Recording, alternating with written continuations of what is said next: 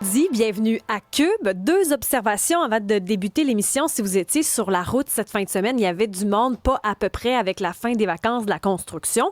2 constats, moi, que j'ai faits au cours de ces 2 dernières semaines. La première, c'est aux traversées piétons. Quand on laisse traverser des gars, des femmes à la traversée, les hommes marchent normalement. Patoum, patoum, on traverse, il n'y a pas de souci. Mais j'ai remarqué que les femmes courent.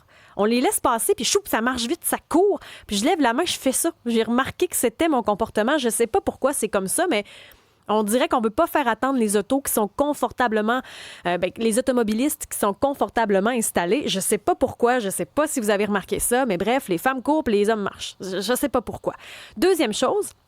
J'ai remarqué qu'il y a certains conducteurs qui prennent le temps de faire leur toilette nasale pendant la conduite. Un petit fouillage de nez rapide. La seule chose avec ça, c'est qu'on vous voit. Je vais juste vous dire qu'il y a des fenêtres tout le tour de votre voiture, puis on vous voit faire votre ménage. Je sais pas pourquoi. J'en ai observé beaucoup en fin de semaine sur les routes. Salutations à votre propreté nasale. Maintenant, on change complètement de sujet et on va parler ce matin de sécurité. Est-ce que vous vous sentez en sécurité dans votre propre ville? On parle beaucoup de grabuge à Montréal. Il y en a eu pas mal, des casseurs cette année, des gens qui manifestent, qui brisent tout sur leur passage. On a vu des vols de voitures. On en a parlé beaucoup avec le port de Montréal. Il y a eu beaucoup d'actualités. Là, juste en fin de semaine, 3 femmes en 7 jours qui ont été victimes de violences conjugales. On voit une augmentation de graffitis auprès de certains bâtiments de la ville de Montréal aussi qui ont été laissés en décrépitude. On sait que la ville possède plusieurs monuments, plusieurs bâtisses, mais qui ne sont pas préservés.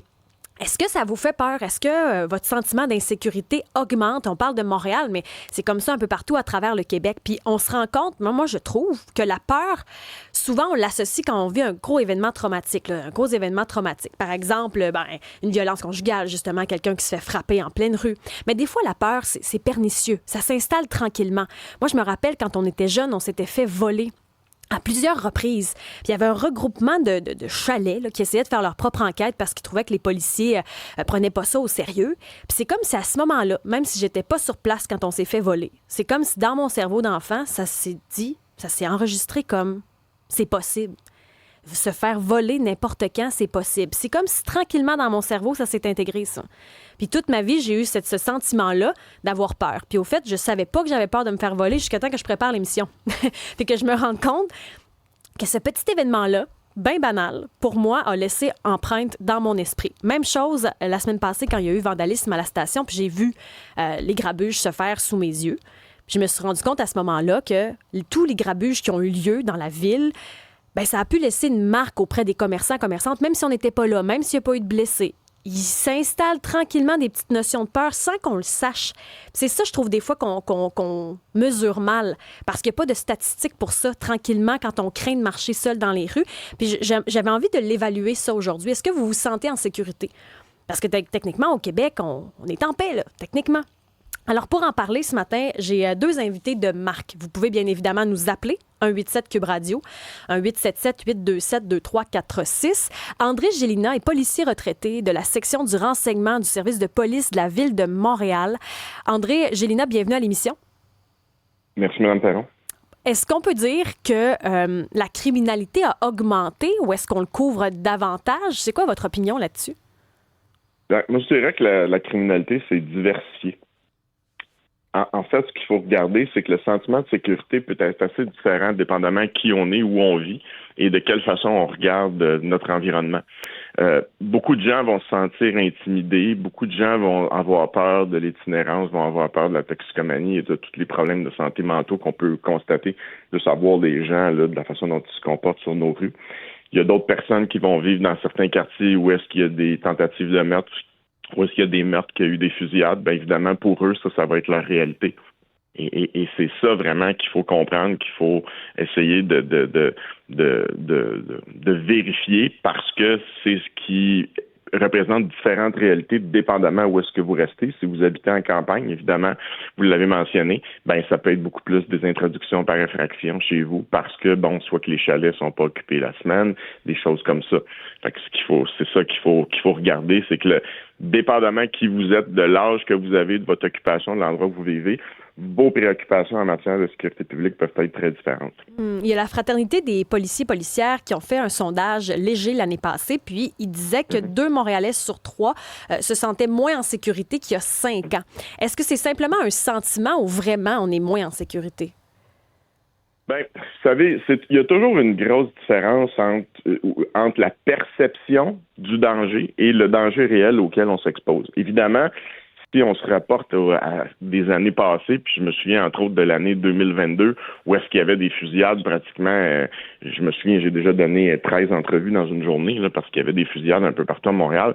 Bien évidemment, ça marque l'imaginaire collectif, parce qu'en plus, c'est hautement diffusé dans les médias, c'est un peu partout dans les réseaux sociaux, c'est sûr et certain. Donc, c'est difficile de départager la perception que les gens ont et le danger réel auquel on s'expose. Mais c'est sûr et certain que ce qu'on se rend compte, c'est que depuis plusieurs années, l'accès aux armes illégales est très facilité par le laxisme du gouvernement fédéral. On se rend compte qu'il y a beaucoup d'agressions avec des armes blanches. Puis, en même temps, ben souvent, on va constater que le nombre de meurtres diminue ou est assez faible. Mais encore une fois, pour pouvoir évaluer ce critère-là, il faut regarder aussi le nombre de tentatives de meurtre. Parce qu'une tentative de meurtre, c'est techniquement un meurtre qui a échoué et l'intention criminelle de le faire y était. Donc, c'est ce chiffre-là qu'il faut regarder globalement parce que, vous savez, une des raisons qui explique pourquoi le nombre de meurtres diminue, c'est surtout à cause de l'amélioration des services préhospitaliers puis des services d'urgence. Là. Ça, c'est une... Moi, je me souviens au début de ma carrière des vieux policiers, puis ils disaient... souvent, les gens mouraient dans l'ambulance avant d'arriver à l'hôpital. Aujourd'hui, c'est différent. Les techniques se sont améliorées.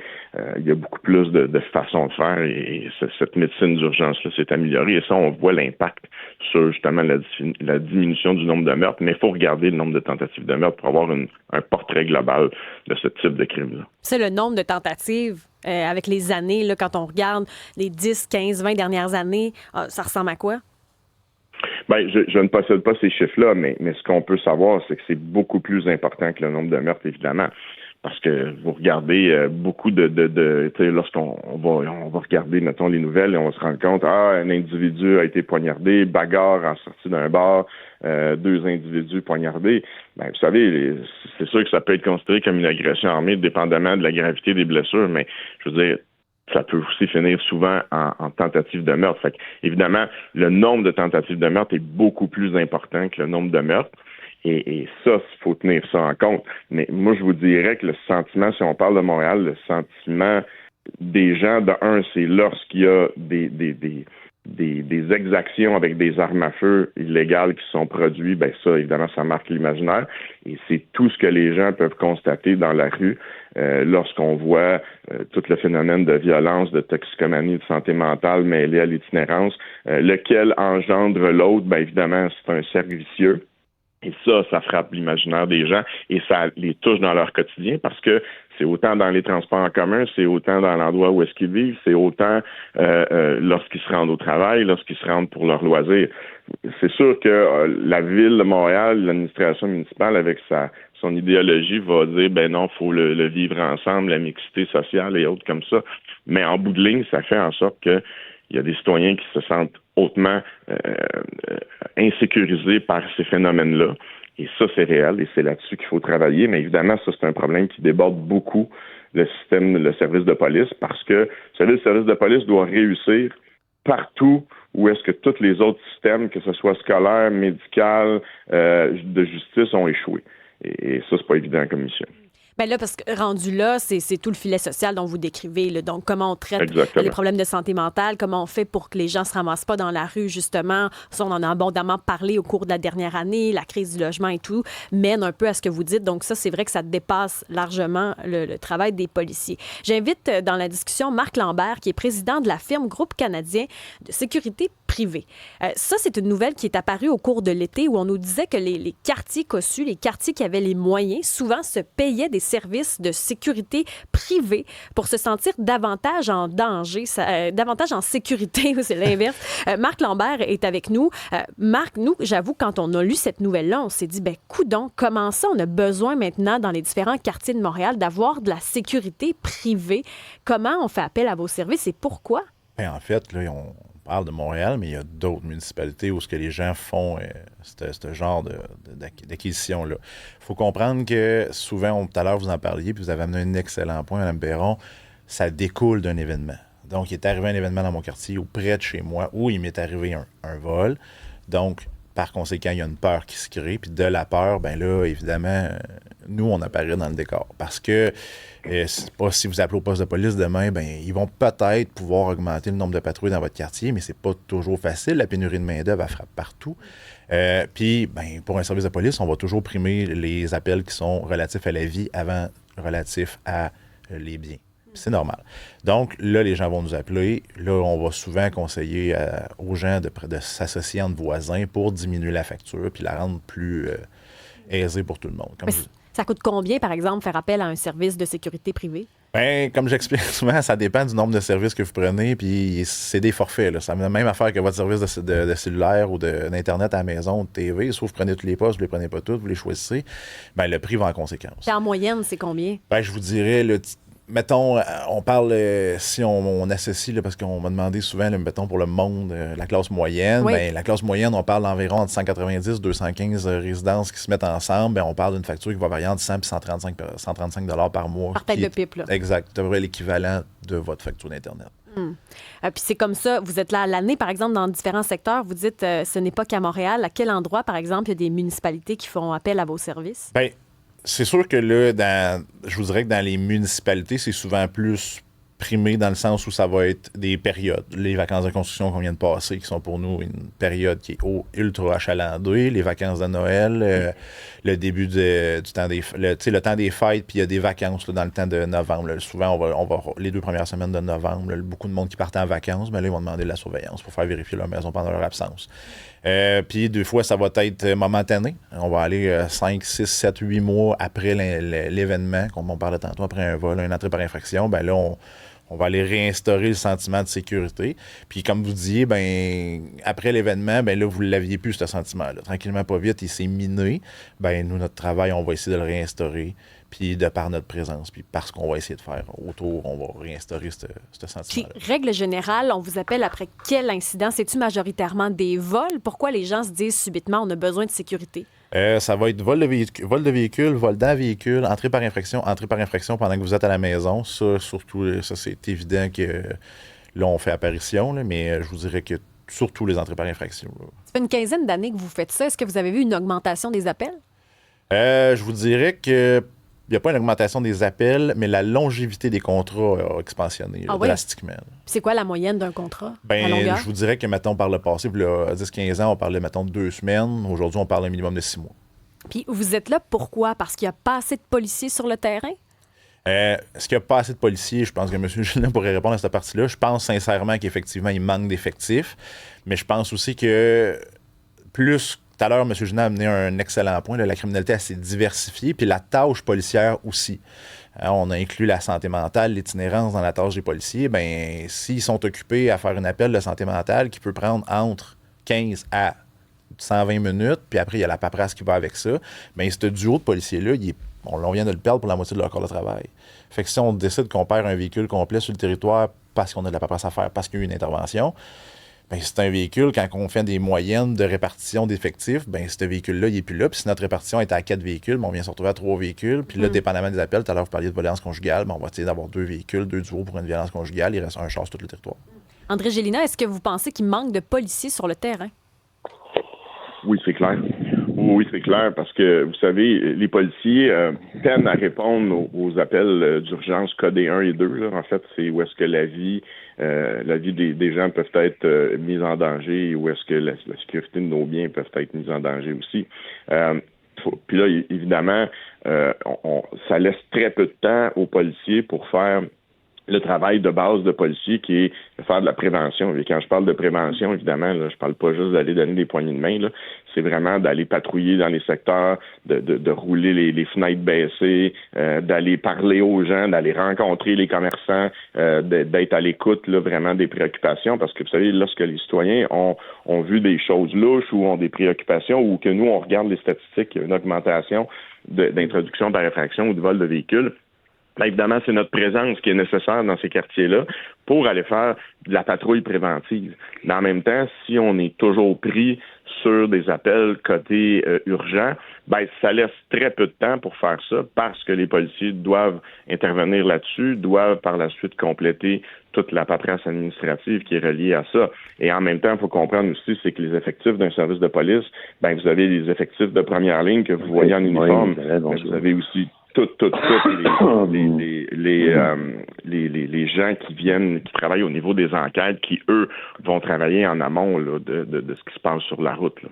On a au téléphone Alex qui est avec nous au 187 Cube Radio. Alex, est-ce que tu te sens en sécurité dans ta ville? De moins en moins, Isabelle, et merci d'aborder ce sujet que personne ne parle. J'habite Montréal. Et depuis, je vous dirais, 5 ans, puis je suis un jeune homme dans la quarantaine, et mon sentiment d'insécurité a baissé. Dans certains quartiers de Montréal, où on voit des graffitis, l'itinérance, on voit des batailles dans les rues. Et maintenant, j'ai vu aux nouvelles dernièrement, maintenant des attaques là, dans les centres d'achat en groupe. Ils viennent tout casser les vitrines des bijouteries. Donc oui, mon sentiment d'insécurité a augmenté. Quand je roule à Montréal, quand je vois des itinérants ou près des lumières rouges, je monte mes vitres. Ah oui, hein? C'est tous des petits gestes que j'évite. Maintenant, le métro, je le prends beaucoup moins. Je le prenais pas beaucoup, mais là, je l'évite de plus en plus. Ah oui, vous avez peur dans le métro?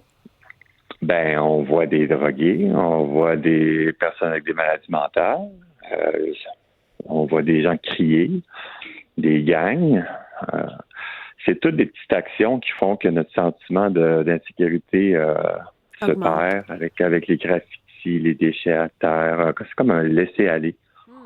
Vous dites qu'il y a certains secteurs que j'évite maintenant. Là. Quels sont les secteurs où vous dites, ouais, ça, avec le temps, là, dans les 5 dernières années, je vais moins me balader là seul? Bon, Montréal-Nord, je ne vais jamais. Centre-Sud, le village aussi, juste de se promener, tout ça.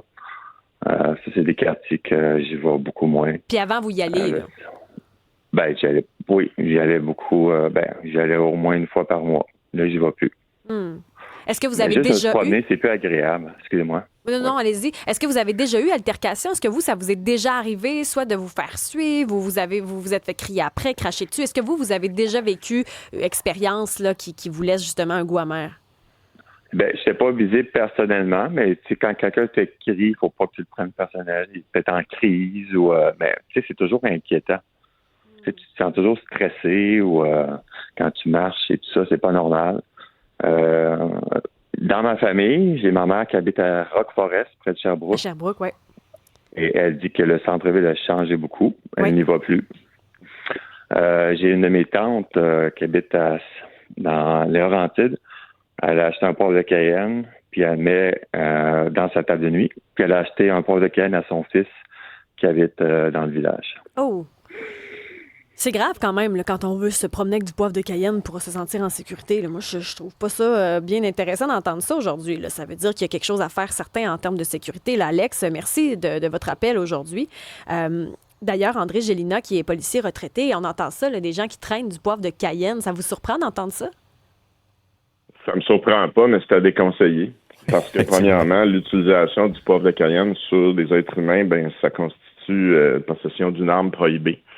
L'utilisation qui est prévue et qui est autorisée par la loi, évidemment, c'est pour se protéger de certains animaux. Là. C'est pour ça que les gens, quand ils vont des fois en camping ou dans le bois, vont s'acheter du poivre. Là. Ça va être écrit en anglais dessus Bear Repellent, là, c'est du repousse-ours. Mais évidemment, l'utilisation sur les êtres humains est prohibée. Et l'autre point, c'est que le poivre de Cayenne, vous savez, moi, pour avoir été un utilisateur certifié comme tous les autres policiers du Québec, faut savoir s'en servir parce que il faut évaluer un facteur environnemental qui est le vent. si vous envoyez du poivre de Cayenne alors que vous avez le vent dans le visage, c'est pas l'agresseur qui va être aspergé, ça va être vous. Et alors là, vous allez être dans une situation qui va être beaucoup plus critique et beaucoup plus dangereuse que vous étiez la seconde d'avant. Mais est-ce qu'il y a d'autres choses que vous suggéreriez pour quelqu'un qui a peur, par exemple? Est-ce qu'il y a quelque chose qu'on peut traîner? Ben non, en fait, c'est justement ce qu'il faut comprendre, c'est que l'esprit de la loi au Canada, c'est qu'on doit s'en remettre aux services de police pour se protéger. La loi, évidemment, il y a des dispositions de la loi qui vous dit que vous avez le droit à la légitime défense, que vous avez le droit d'utiliser la force pour vous défendre, des choses comme ça, mais ce sont des notions qui sont quand même très compliquées parce que la loi, ce qu'elle vous dit en même temps, puis ça s'applique à tous les policiers puis même aux agents de sécurité qui, eux, dans le fond, ont les mêmes pouvoirs qu'un citoyen, ce que ça dit, vous avez le droit d'utiliser la force nécessaire, mais vous êtes criminellement responsable de tout abus de force.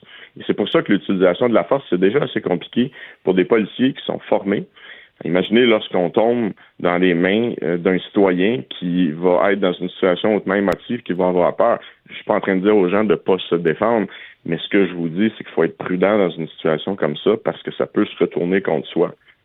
Mais moi, ce que je me demande, puis je vais m'adresser à Marc, mais André, vous pouvez réagir, là, Marc Lambert, président de la firme Groupe canadien de sécurité privée. Est-ce que les gens ont encore confiance aux policiers? Sincèrement, oui. Puis le message que nous, on tente de véhiculer, c'est qu'on travaille en symbiose avec ces gens-là. Okay? L'objectif, en fait, au niveau de ma firme, là, je ne peux pas parler de l'ensemble de ma compétition, mais à notre niveau, on travaille en partenariat avec la police. Tout à l'heure, on parlait des quartiers. Bon, mais nos agents, eux, ce qu'ils vont essayer de faire, c'est on va dénoter des comportements louches, des choses anormales. On parlait de quartier UP. On voit un Corolla 96 qui rentre dans le quartier avec 4 hommes à bord. Bien, automatiquement, notre agent va prendre la plaque, prendre un maximum de détails parce que s'il arrive une intervention, on veut pouvoir transférer le plus rapidement possible un maximum d'informations au service de police pour qu'ils puissent travailler. Est-ce que le sentiment, c'est désagrégé légèrement, puis on ne peut pas se le cacher parce qu'il y a un désengagement policier, parce que, justement, comme M. Gélinas vient de dire, l'usage de la force au niveau policier, c'est compliqué, fait qu'imaginez au niveau civil, mais si vous êtes un policier puis que vous faites exactement ce qu'on vous enseigne à l'école de police, puis que vous vous ramassez en discipline, puis que vous êtes reconnu coupable de vos actions, bien, à un moment donné, vous vous dites, est-ce que je suis payé assez cher pour miser ma carrière? Il y a personne, je crois, personnellement, qui se prend une carrière en se disant « Un jour, je vais finir en prison pour ce que j'ai fait parce que j'ai tenté d'aider quelqu'un ou de me sauver ma propre vie pour retourner chez nous ce soir. » C'est que d'un côté, on dirait que toutes les manifestations qui ont eu lieu cette année, les grabuges, les casseurs, on dirait qu'il n'y a pas de conséquences. C'est comme s'il n'y avait pas de conséquences au comportement. Ça, malheureusement, c'est un choix de société qu'on a fait. À un moment donné, tout à l'heure, M. Gélinas parlait, la justice canadienne, on a le catch and release au Canada, donc on attrape puis on lâche automatiquement. Bien ça, M. Gélinas me corrigera, mais moi, de notre côté, ce que nous, on dénote, surtout au niveau de nos patrouilleurs municipaux là, qui viennent en renfort là, au service de police, bien, c'est que ça crée une espèce de sentiment d'invincibilité chez le contrevenant, puis ça y donne aussi un sentiment qu'il ne peut pas se faire pogner. Puis il n'y en aura pas de vraies conséquences parce qu'on l'attrape, puis il repart, puis finalement, il n'aura pas son ticket. Parce que quand il va arriver devant le juge, bien là, il y a quelqu'un qui va trouver une petite faille dans la procédure qui n'a pas été suivie, puis là, on va canceller le constat. Fait que ce que ça fait, c'est que ça augmente leur sentiment d'invincibilité. Bien sûr, il n'y a pas de conséquences. Exactement. Puis après ça, l'ensemble veut se désengager parce que moi, je vais travailler pour rien. Moi, je vais faire 4h30 de paperasse pour booker mon dossier. Puis quand je vais arriver au bout de mon 4h30, je vais arriver à 30 minutes de cours, me faire dire, non, là, on va le laisser aller, c'est sa première offense. Oui, c'est ça. Est-ce que vous trouvez qu'on est trop mou, André Gélinas? Écoutez, il y a plein de choses qui sont vraies dans ce qui a été dit là, par M. Lambert. En fait, c'est assez complexe. Là. Ce qu'il faut comprendre, effectivement, il y a un désengagement policier parce que, pour regarder une chose, c'est l'attitude du gouvernement fédéral qui est le législateur. Okay? C'est eux qui gèrent et qui peuvent voter et modifier le code criminel. Ce qu'on se rend compte dans les années passées, là, les années récentes, c'est qu'on a aboli des peines minimales obligatoires pour 14 infractions très graves avec des armes à feu. Et en même temps, le gouvernement fédéral essaie de nous faire croire que la violence armée, c'est important pour eux. Donc, ça, en partant, ça fonctionne pas. Ils ont voté le projet de loi C-21 qui est devenu une loi, qui cible les chasseurs et les tireurs sportifs pour les exactions en matière d'armes à feu qui sont commises dans nos rues, qui c'est absolument faux. En fait, 85 à 95% des armes qui sont saisies et impliquées dans des crimes par la police, ce sont des armes illégales, c'est-à-dire qui proviennent d'autres frontières, pour pas le dire, des États-Unis, qui ont été achetées sans permis.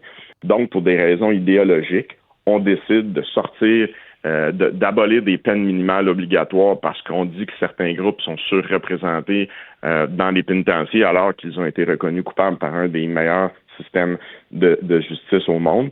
Et en même temps, on ferme les yeux sur la véritable provenance des armes à feu parce que ça touche des réservoirs, des réserves autochtones. Et en même temps, c'est beaucoup plus facile de faire croire aux gens que le problème est au niveau des tireurs et des chasseurs. Et ça, ce que ça fait, les policiers en sont conscients. Et en même temps, je rajouterais qu'à Montréal, on a une administration plante qui risque d'être probablement la même chose ou pire après, dépendamment qui va se présenter, qui a toléré des débats au niveau de sa base électorale de désarmement, de définancement de la police. Et en même temps, ce qu'on se rend compte, c'est que récemment, l'état-major du SPVM a dû modifier ses procédures pour justement faire en sorte que, parce que la ville voulait interdire les interpellations. Et les interpellations, là, c'est la base du travail de prévention de la police. Là. Quand monsieur parlait de la fameuse Toyota Corolla qui ne fit pas dans le décor, là, ben nous, c'est la même chose. Lorsqu'on patrouille, l'expérience de nos policiers font du profilage criminel. C'est-à-dire, on regarde l'environnement, on regarde le comportement des gens et on essaie de déterminer qu'est-ce qui peut être louche ou pas être louche, et c'est ce qui fait qu'on va aller parler à quelqu'un.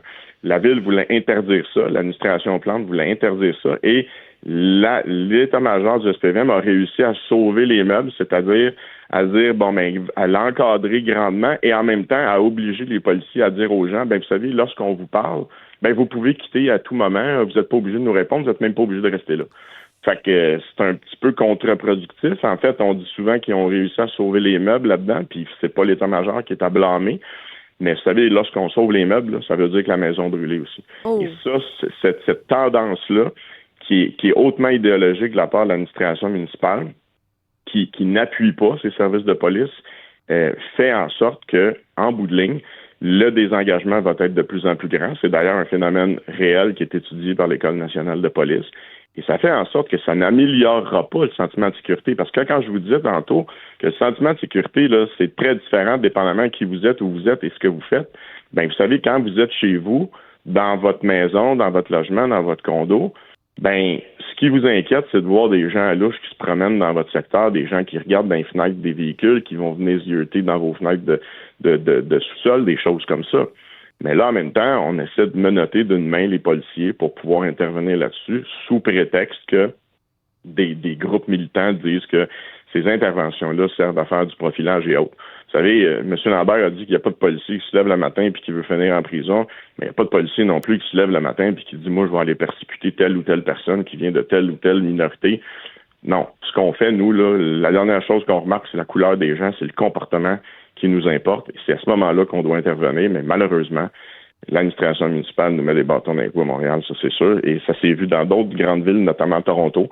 Et il faut se poser la question, pourquoi Toronto a un nombre de meurtres incroyable? C'est parce que les policiers sont rendus au point qu'il y a mieux mettre du ruban autour des corps que d'essayer de faire de la prévention, parce que c'est trop de problèmes, et c'est trop compliqué, et c'est trop décourageant pour eux. C'est grave ce que vous dites, là.